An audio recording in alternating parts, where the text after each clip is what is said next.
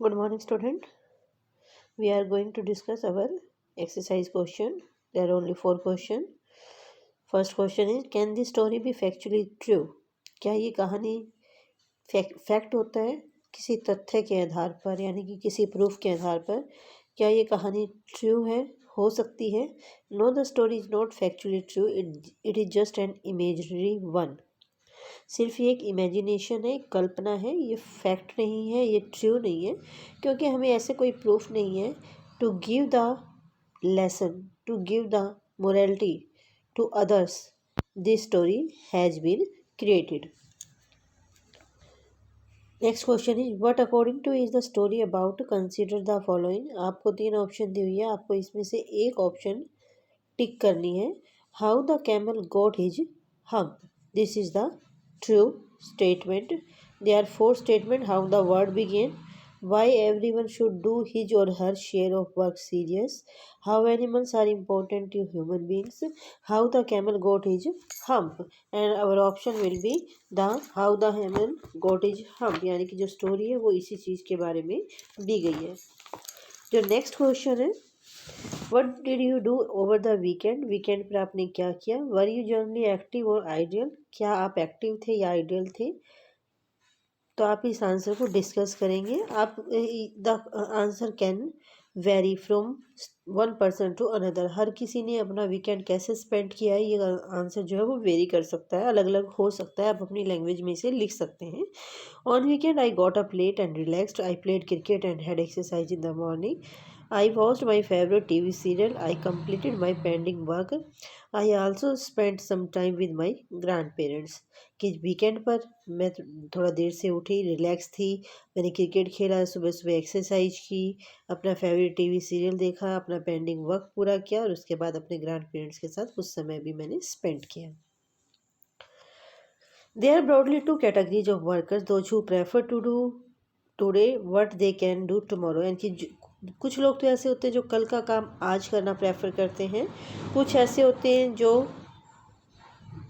आज कर सकते हैं वो कल पर टाल देते हैं. तो वेयर डू यू बिलोंग? आप कौन सी कैटेगरी में हैं? Obviously I believe in doing my work well in time. कि मैं अपना काम टाइम पर पूरा करने में बिलीव करती हूँ.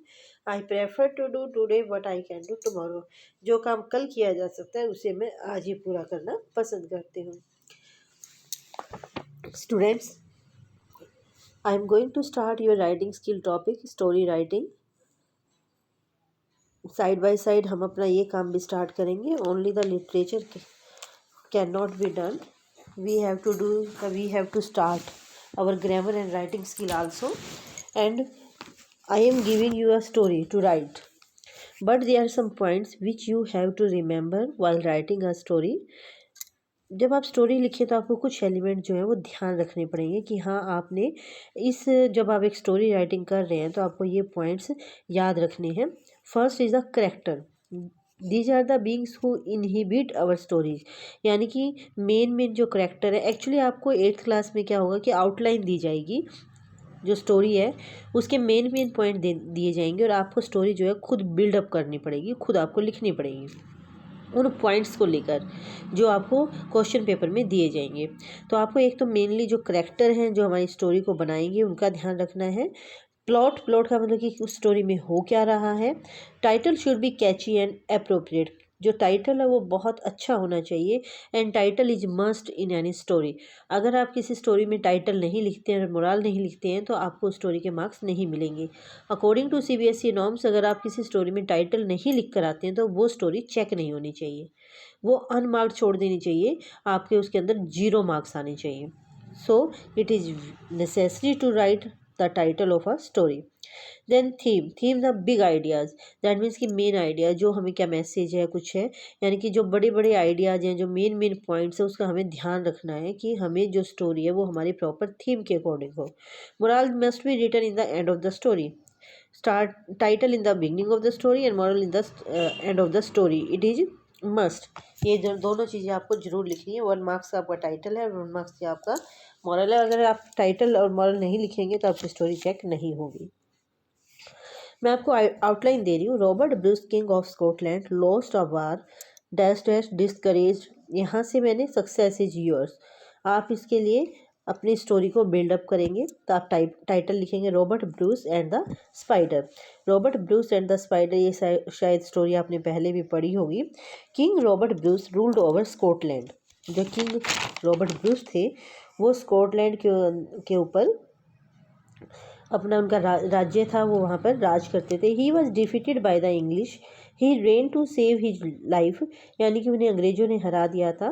वो उसमें मतलब अपनी लाइफ को बचाने के लिए भाग गए थे और उन्होंने अपने आप को एक केव के अंदर छिपा लिया था। When he was lying there, जब वो वहाँ पर लेटे हुए थे, ही सो ए स्पाइडर, उन्होंने एक स्पाइडर को देखा। That fell down from its web, web होता है जाल, यानी कि जो स्पाइडर थी उसने एक वेब को बनाया हुआ था और वो उस वेब में से, उस जाल में से नीचे गिर गई थी। It tried again and again to reach its web but in vain, बार बार ये अपने जाल पर पहुंचने की कोशिश कर रही थी लेकिन सब बेकार हो रहा था। इट ट्राइड 9 टाइम्स, इसने 9 बारी कोशिश की बट फेल्ड, लेकिन ये सफल नहीं हो पाई।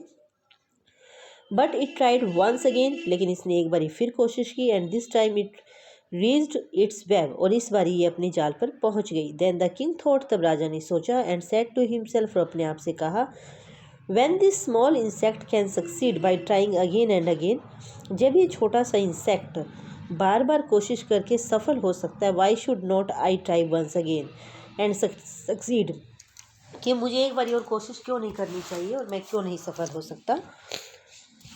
ही came out of the cave, वह गुफा से बाहर आया। He gathered a large army, उसने एक बहुत बड़ी सेना को इकट्ठा किया। एंड अटैक्ड द इंग्लिश, और अंग्रेजों पर आक्रमण किया।